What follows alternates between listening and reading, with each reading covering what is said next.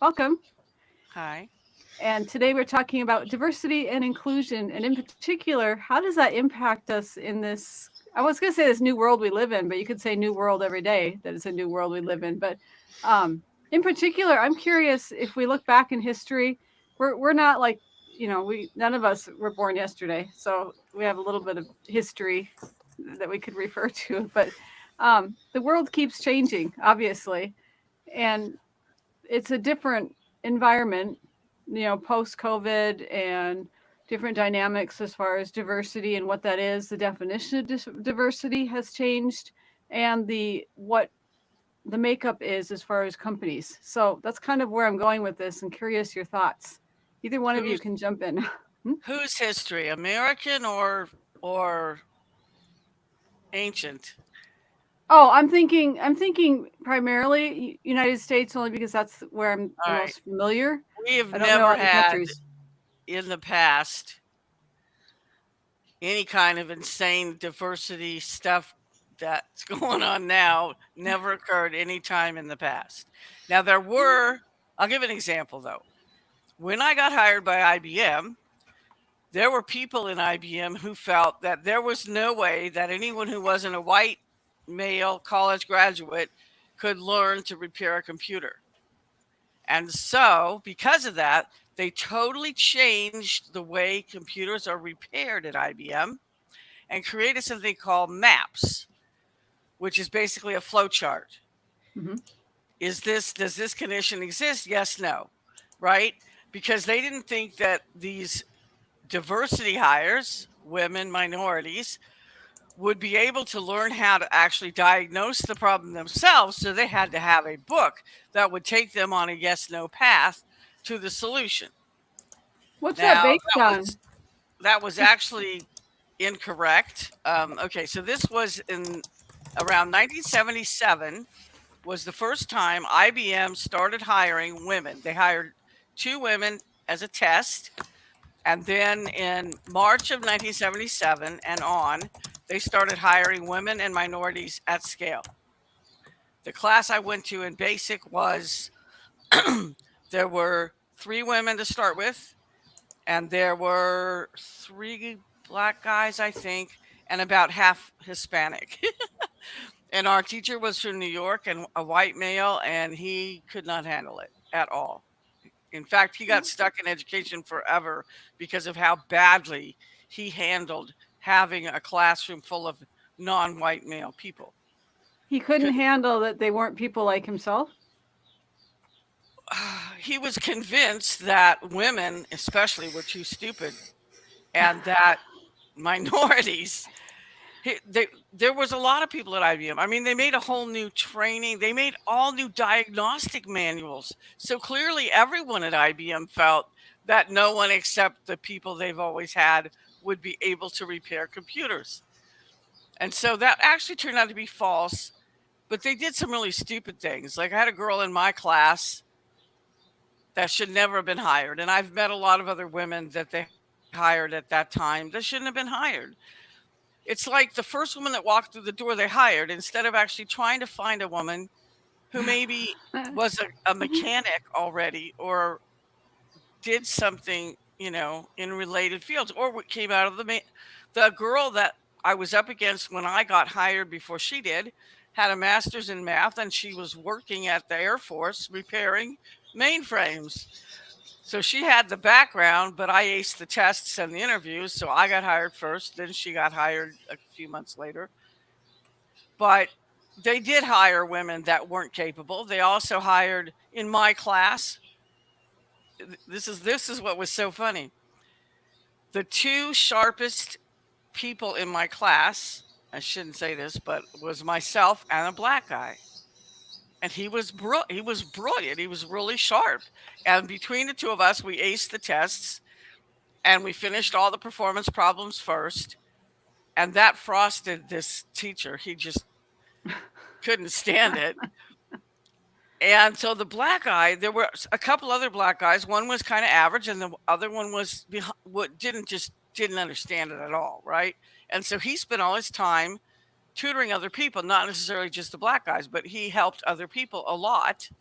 And on his midterm appraisal, our instructor wrote that he wasn't able to work by himself. And everyone in the class knew that was bull, right?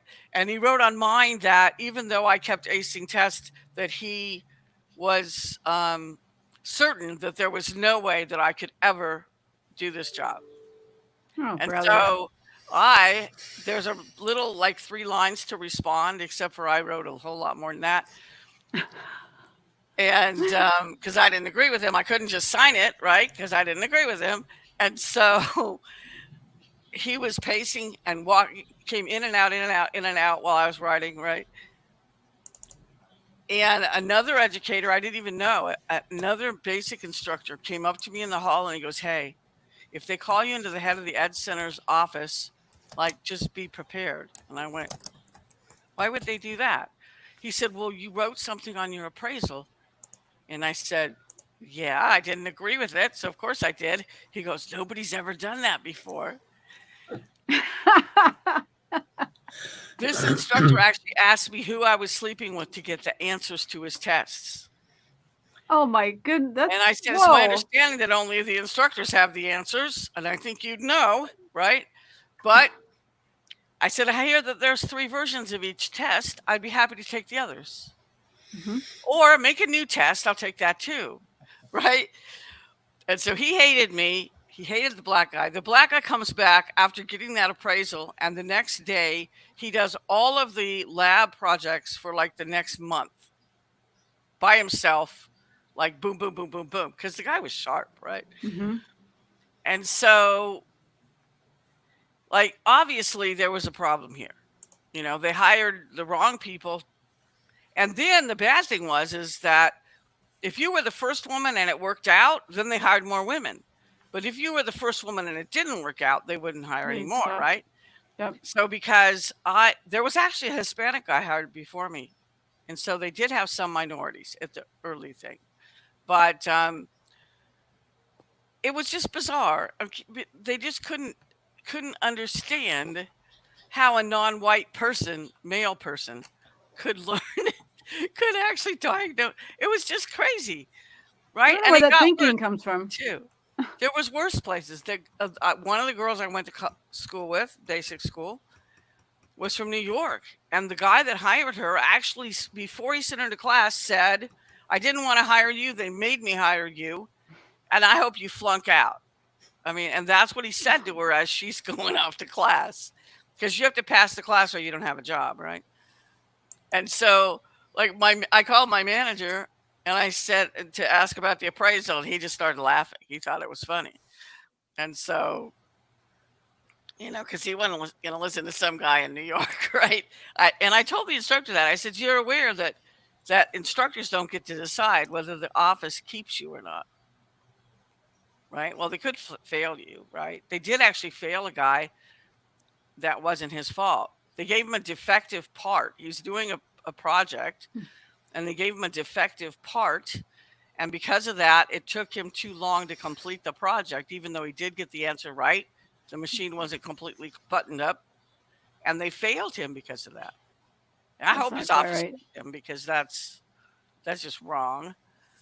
But anyway, so the early days of diversity, I can speak to because I was one of those people that only got hired because I was a woman. And I know that, right? And the reason that happened was the government mandated that any company that had government contracts had to start hiring women and minorities. And that's how that happened, right? But I still think it's ridiculous that they changed everything about the training, right?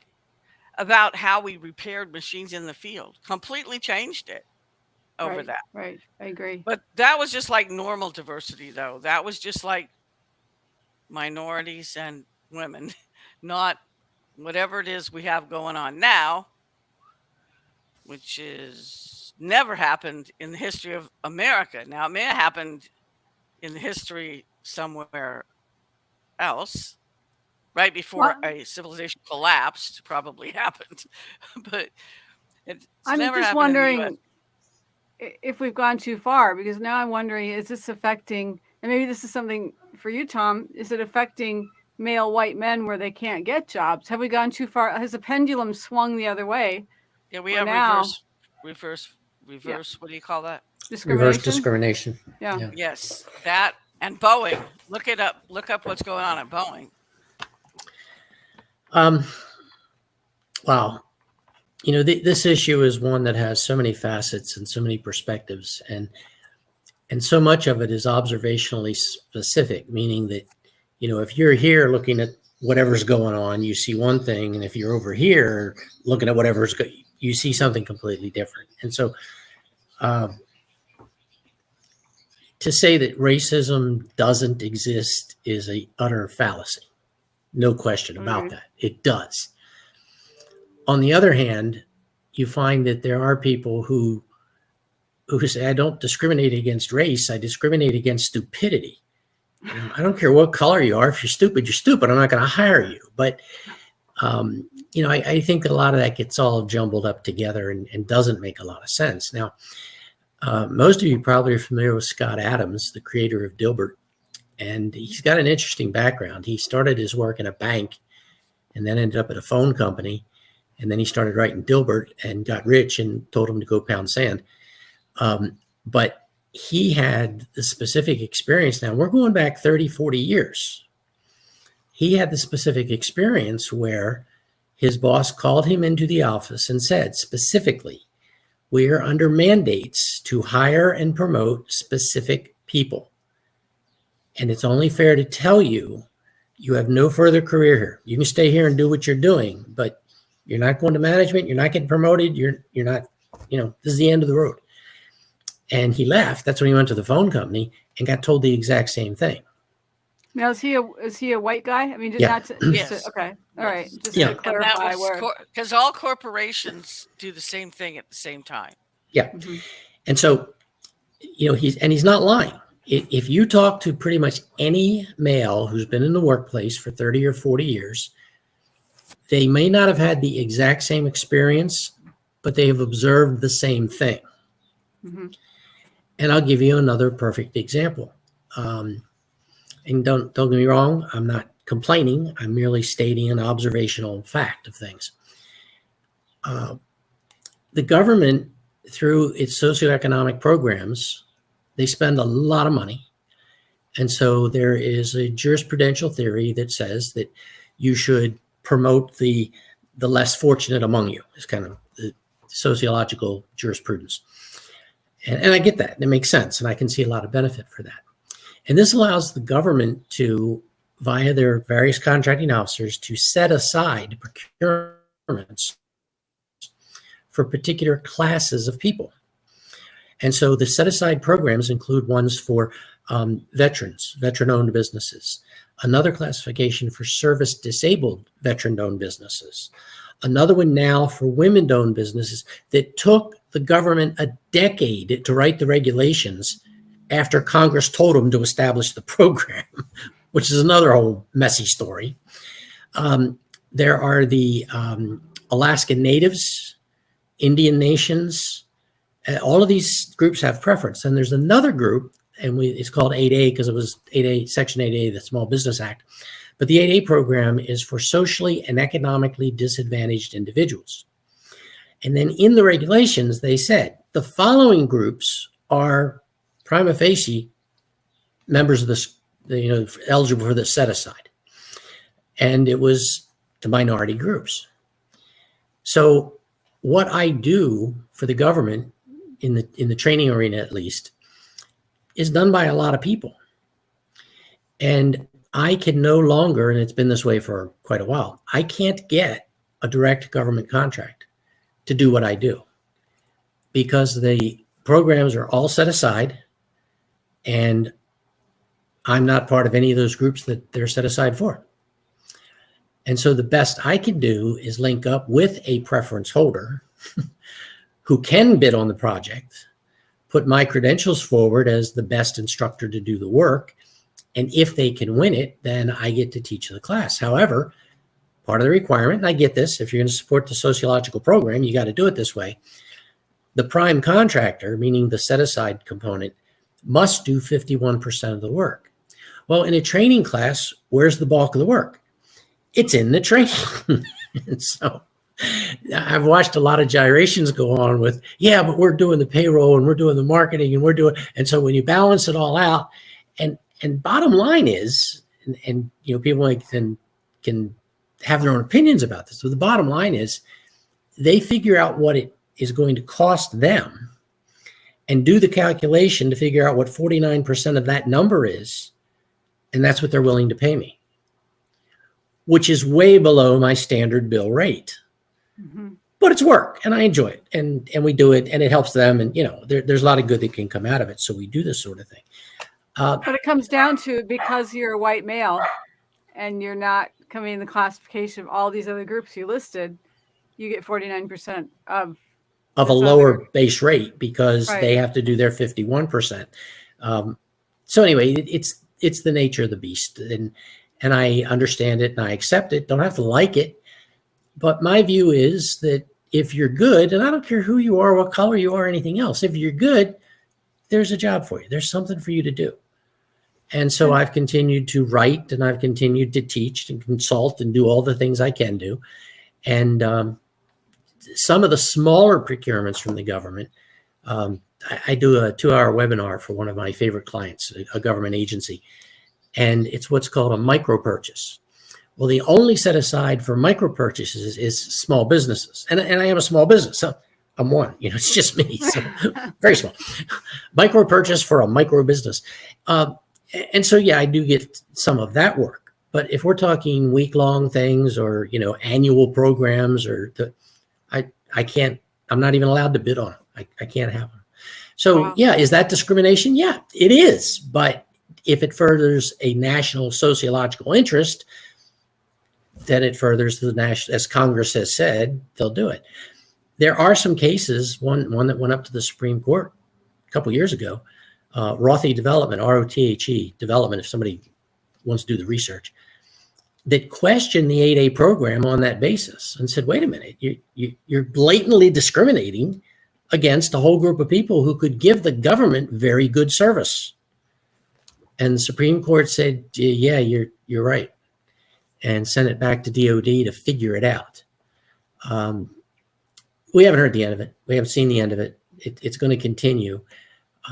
Certainly, the sociological jurisprudence doctrines are valid, and there are reasons to do it the way they're doing it. On the other hand, and I hate to be this blunt about it, any choice by anybody is selecting one out of a group of many. Yep. And if you say, well, the only basis was race or gender or age, and I got to tell you, the older I get, I'm seeing that in spades. I know that it's happening. And I actually got told that one time. I was asked about some speaking engagements, and they said, well, we were told to give these positions to the up-and-comers. I'm like, okay, you have no idea the laws you just broke by saying that to me. Right, the age, yep. I listen to you guys, and even like Gail, what you described, and I think, wow, I would have loved to have had the opportunity to be hired because I'm a woman during that time period, because I had the flip side of that when I actually, as far as taking over, and I know I've told you guys this before, as far as taking over as a CTO, I came in as like the quote unquote underling, and was doing my job and was doing the CTO's job. And then pretty soon, long story short, I actually went into his role and then went through the whole checklist. My boss said the meeting never happened. Of course it happened, except now I know I should have recorded the meeting so I could prove it happened, but whatever. Went through all his checklist to actually get the position of Chief Technology Officer. And it turned out that because I had a vagina, sorry, I actually said that on live stream, but because of that, I was not allowed to be Chief Technology Officer. So in that case, and also at the time, they would not allow anyone who was non-white. So you had to be white, you had to be male to have any kind of director or What VP. year was that? Or that was actually 2010. Really? Yep. Yeah, that surprises me, because it was 1977 that corporations were mandated to promote women and minorities. And I know they did it because the worst branch manager I ever had happened to be black. But that Yep. was another case of they hired the wrong person, and because sadly, the way you get rid of a bad manager is you promote them. He ended up branch manager, and he really wasn't capable. He's lucky that at that time we still had executive secretaries, Mm-hmm. because she did, she got all the work done, right? Because he was not capable of Yeah. that. And so, you know, the problem with people who are bigots, or maybe just lack exposure to other colors and cultures, is that they honestly believe they're all the same. It's like there are brilliant people in every race and Mm-hmm. color, brilliant people. And there's people that Some are below average IQs in every race and color. exactly. And so, and like if you've ever met a real bigot, like I met bigots when I moved to Texas, it was really obvious. Mm-hmm. And I would say, what? And they were raised that way. Like one was a young kid, but it was his parents apparently had raised him that way. And he was going to go pick a fight with this guy for dating a white woman. I said, well, A, I happen to know they're not dating. B, it's none of your business I who was she going to say, decides none of to date. C, you better look at that guy because he would wipe the floor with you. You are not very bright. I told him, sit down, get a soda, calm down. What's wrong with you? And then I'd say, but what about so and so? And he goes, well, he's a rodeo cowboy. I said, he's black. Yeah, but he's a rodeo cowboy. So there were exceptions. So you could be a bigot, but some black people were cooler than you. So they were cool. I said, this makes no sense, right? And I said to him, do you like all white people? He goes, of course not. I said, okay, then do you like all black people? No, you can't lump them all together and hate all of them except the guy that's an exception. I mean, the People funniest don't thing get I it. think was way back when on the West Coast, you would not admit to being a male chauvinist even if you were. You'd pretend you weren't. But on the East Coast, you would pretend to be one even if you weren't. It was quite It's interesting. flipped. Gail Yeah. makes a really good point there about the dynamics that go on there in relatively early in my career. I worked for a large company, and it was predominantly white, predominantly male. I mean, that's how it had pretty much been done. And there was one engineer on the team who was black, and I got to know him and worked with him, and he was funny, he was personable and smart. Man, he was smart. And I watched him do work and give it to one of his coworkers to present. And That doesn't seem right. I flat out asked him, I said, why do you do that? You prepared that, you should present. Mhm. And he said, they don't want to hear from me. They won't even listen to me. And he told me, he said, if I go in there and do my pitch and somebody else goes in and does a mediocre to poor pitch, they're going to side with that person and not me. And I'm like, but that's so wrong. That we got to fix that. And I talked to some other engineers on the team, and there was a perception, totally false, no evidence whatsoever to support it. The only reason he was in the job was because of his color. Wow. And we're having the same discussion now with what they refer to as DEI hires. And they're saying, well, clearly the only reason they're in that position is because of race. And it's like, you can find the exceptions. Yeah, you can find people for whom that applies. To say universally, as you're pointing out, to say it's universal is just such a deception, such a lie, and such a travesty on truly qualified people who are held back for totally irrelevant reasons. And it drives me crazy. Sorry. See, we Get off my haven't soapbox. fixed it yet. Yeah, we haven't fixed it yet, and there are still bigots everywhere. But there's, I hope, less of them maybe. But DEI is not going to help that. It's going to make that worse. I agree. It's a flawed program. Yeah. Hopefully, there's hope for the future. And the bad thing is, and it's not, I'm not going to blame DEI completely, but Boeing is falling apart. Literally. parts are falling off their airplanes in the sky, right? And some want to blame that on DEI, but that's probably more corporate greed than DEI. But it could be DEI too, right? If you hire people who aren't qualified and you don't train them. And corporations, like even IBM, it cracks me up. So they totally changed the training, right? But they didn't ever train you on stuff you really needed to know. Like somebody I worked with one time tried to change the on off switch on a cash register without unplugging it first because they don't teach you, right? The important stuff. Like there's still power on the on off switch when it's plugged into the wall, right? It's like safety training at IBM. Every year we had to take the safety training, which consisted of what kind of fried will you be if you electrocute yourself, right? Not And there was good. these different kinds of fried. Never got any training on how not to electrocute yourself. Now that I think would be very valuable, right? So they're hiring these people that don't have a background, and they didn't teach us basic stuff like how power supplies work, right? Where the power comes in, where the power goes out.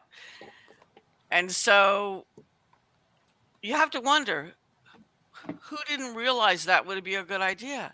I don't know. Right? I don't know. Well, I'm a firm believer in finding the best person for the job, and I'm all for a variety of standards in terms of how we define best. Yes.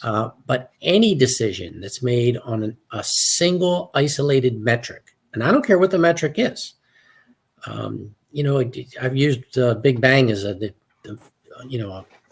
cultural metaphor these days, and I don't know that I would want to hire a Sheldon Cooper.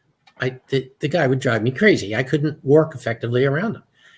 But he's brilliant. Okay, one metric, but not enough to fit in with a team that needs good leadership.